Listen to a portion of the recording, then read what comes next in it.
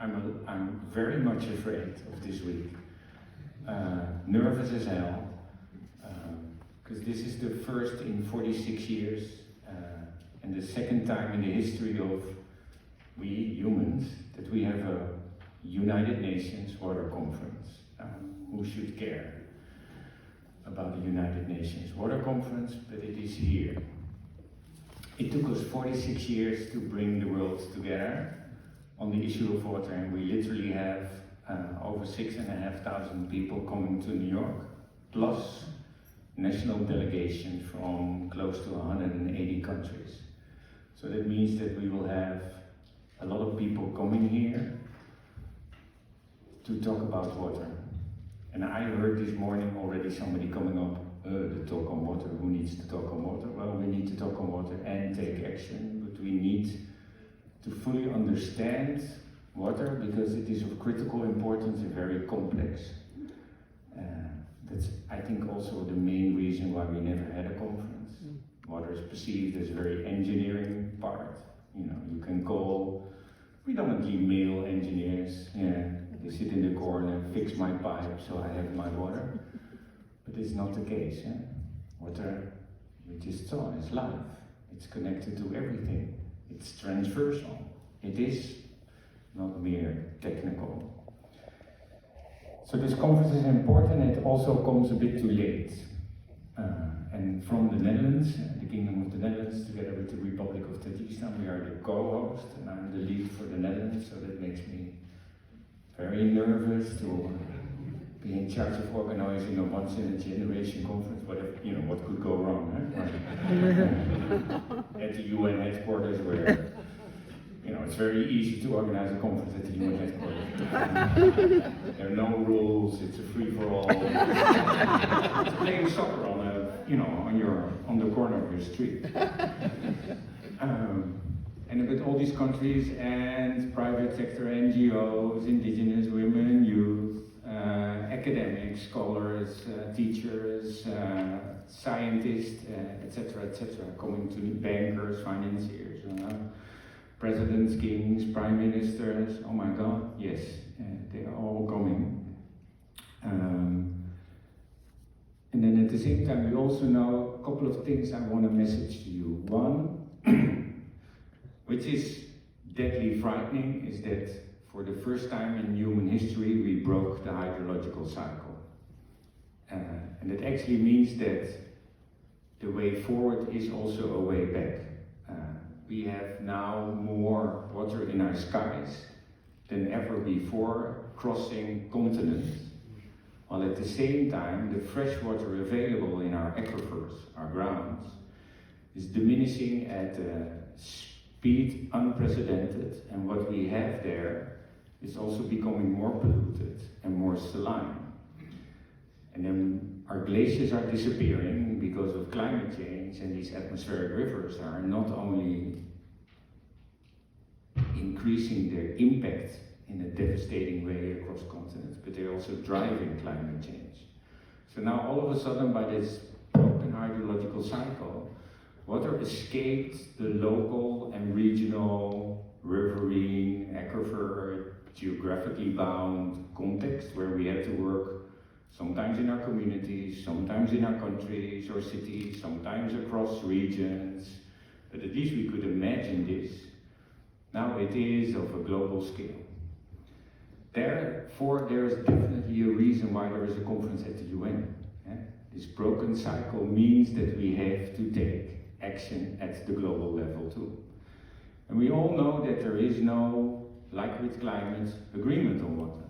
We have a climate agreement. Well, the negotiations are very complex and showcase how the world is becoming more divided. At the same time, we had an oceans agreement a couple of weeks ago, where we said on the far oceans we better protect, and there was a biodiversity agreement. But on water we don't agree. We just keep it as is and exploit, abuse, undervalue, and totally misunderstand. I think one of the most important things of this conference is that we get that understanding that helps us drive to action, but also to a commitment to never let this go. And I think the latter is perhaps the most complex part, because you are all here, and with you 8,000 people in New York, and we're all here for a conference. And I have a team which is amazing, and we have a team at the UN which is also amazing, and with Tajikistan and with all the other partners that are working very hard to make this conference a success. But guess what? We wake up Saturday morning or Sunday morning, and then nobody is working on a conference anymore. And we're not going to a conference anymore. And we just go back, and on Monday morning you open your phone and your computers, and you have a ton of emails because you forgot to answer them in the last week because you're attending a conference, and you will be overwhelmed by everything you forgot. And this focus on water turned out to be a focus on a conference. I think that's my nightmare. That's why I did not sleep a lot last night again. And this is why I need the help, like, for instance, with the film festival. To tell the story about water, that it is not something only of the mind, that we understand it, but that it is something from the heart, that we feel it, that we connect our emotions and our values, stomach, to the issue of water and their interdependency. And that it becomes something of our feet, our geographies, our cultures, our communities, that we know the land and the places where we live and where the water comes from, and how to really steward that, but also in our communities to reach across and start to work together beyond the divides in our sector silos, beyond the governments. And then it becomes then in the end also something of our hands, that we start to work on water in a speed, scale and way we've never seen before. Because if we don't, it's a not so nice picture, but if we do, it is.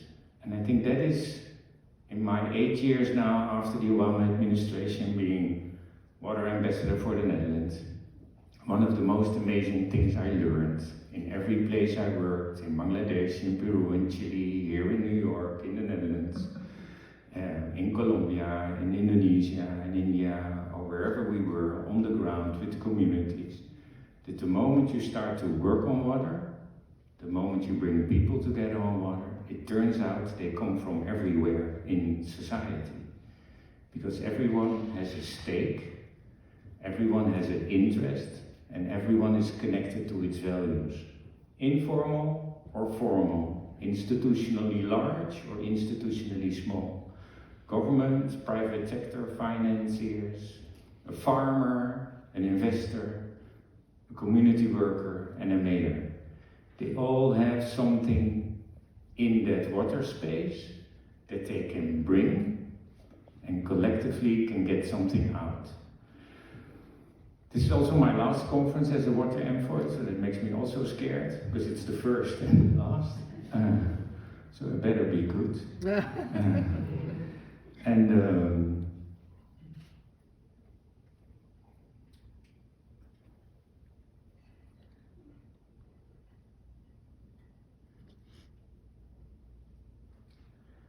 I need you to make this a success. Your work, your commitment, your dedication, your passion, your humor, your beliefs, but most importantly, the way you can connect. And I think having you here on a Sunday morning shows already that you can. So thank you for that. You'll see a short introduction movie of water as leverage. And in these 3 words, it says almost everything that this conference is also about. If we invest in water, and it doesn't matter in what way, it can be money, it can be passion, it can be technology and innovation, as long as we do it right, it starts to trickle down, drop by drop, in everything we value and want to achieve in our society. It's magic, water.